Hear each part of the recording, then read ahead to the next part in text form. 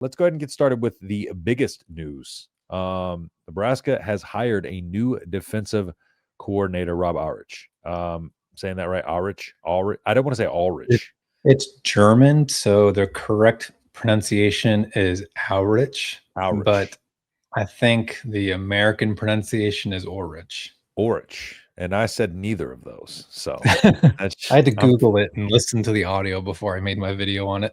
I'm from Texas, so pronunciations are not my strong suit, but I'll figure it out eventually. But yeah, let's go ahead and talk about that. So first things first, Nebraska's defense getting a little bit of a transition. Well, Rob's one of those guys when he was promoted at San Diego State was I believe it was the edge rushers before he was promoted defensive coordinator. They ran a 3-3-5, kind of transitioned over into a 4-2-5. And he actually beat out Chris Ash for that job, who was the old Rutgers head coach and Ohio State defensive coordinator. So that just show you a little bit of kind of what he was up against when he was getting hired in that defensive coordinator role.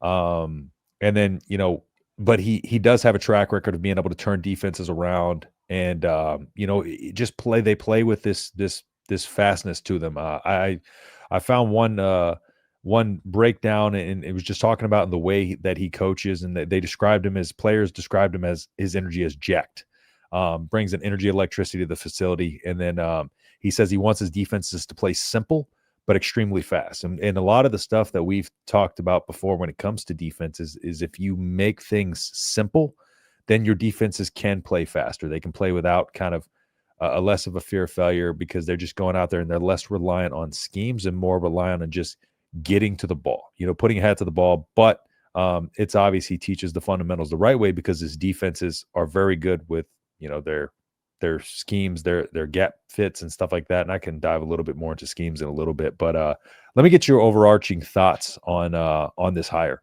Yeah. So for those who haven't seen, I did do a video kind of breaking down more of the statistical stuff with his defense. I did that pretty much within an hour or two of it the news being broken. There was a few names that were like kind of on our hot board. He was a little ways down, and it wasn't because of not being a good hire. It's just the lack of experience. And that's my biggest concern. Yeah. I pointed that out in the video. My biggest concern is, and it's part of it's lack of Power 4 experience, but more so just experience in general. Yes. And that's because he's been a DC at a D2 school, a DC at Idaho, and then a DC for one season at San Diego State. Yeah. Now, to counter that concern was one thing I really liked looking through his career. You see consistent year-over-year improvements in multiple defensive statistical categories. Quick turnarounds. Yes. And the best part, Nebraska's lockdown corner, Andrew Marshall, was recruited by him to Idaho. And he was a damn good corner, I thought. So he identified Andrew, brought him into Idaho, turned him into a fairly good Big Ten corner. And the other part I liked about it is that he's young, which is also, like I said in my video, it's a pro and a con. The reason why it is a pro is I described him as a light version of Mike, very high energy, rah type coach. There was reports from San Diego State early on when he first showed up about being a high energy guy in the locker room, in the facilities, just getting dudes amped up. He is and I think that's important because to 21 or 22-year-olds typically respond better to that type of coaching.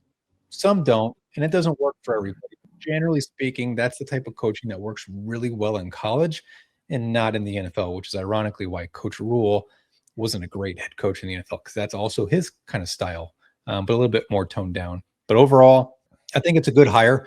I described it as high risk, high reward. And I think that's because you have a really low floor potentially, but a very high ceiling, because if he can continue doing what he's done at San Diego State, the sky's the limit with what we can do.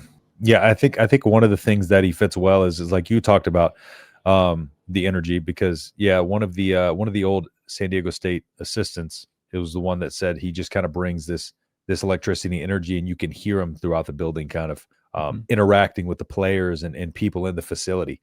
And defenses really thrive off of the energy of those coaches.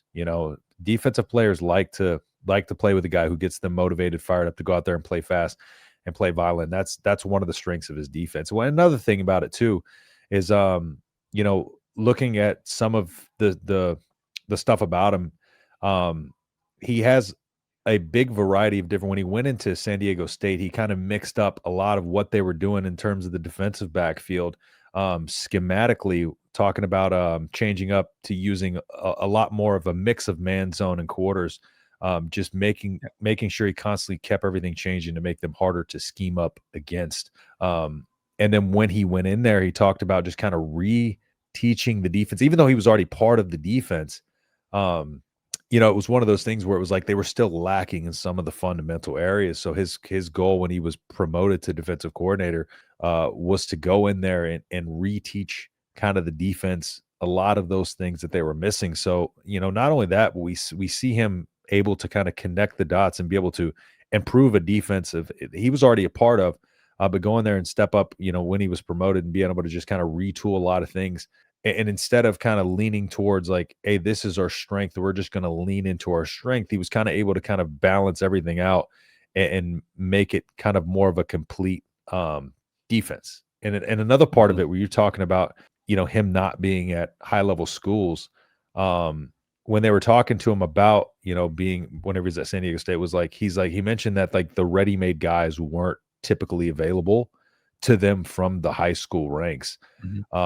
And so like he kind of alluded to what he looks for in his defensive guys is guys who are impactful and violent on contact. And so again, that just kind of goes a little bit more to the philosophy of just we want these guys playing fast and playing hard. And if you like we talked about towards the end of the season, how it just seemed like this defense's identity, it didn't really have much. Again, the USC game, the defense had this. They came out, it seemed like firing on all cylinders, press man and all that. And then USC was kind of able to run us out of that. And then it's like, at moments we saw that identity peak back up.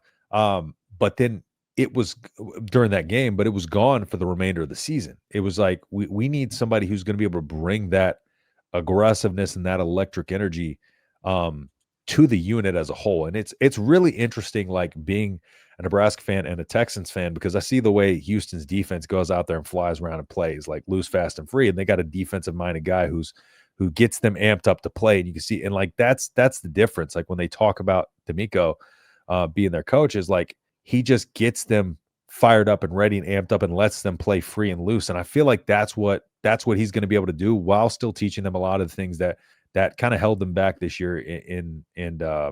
I think as a whole, I think it'll be a good little shift schematically where it won't change too much. And I think he'll be able to implement a lot to be able to fit the players that we have. That's what he's done a good job of, is like just finding ways to the players that he has. And that's the good part about looking at quick turnarounds, is if you see a guy who's taken players and flipped the defense around, where he's kind of identified the talent he has and played to those areas. It's like, okay, it's not like, oh, I feel like I have a strong defensive backfield, I'm just going to come in and lean on that. Now it's like, how can we find out a way to balance it out and make this front good as well?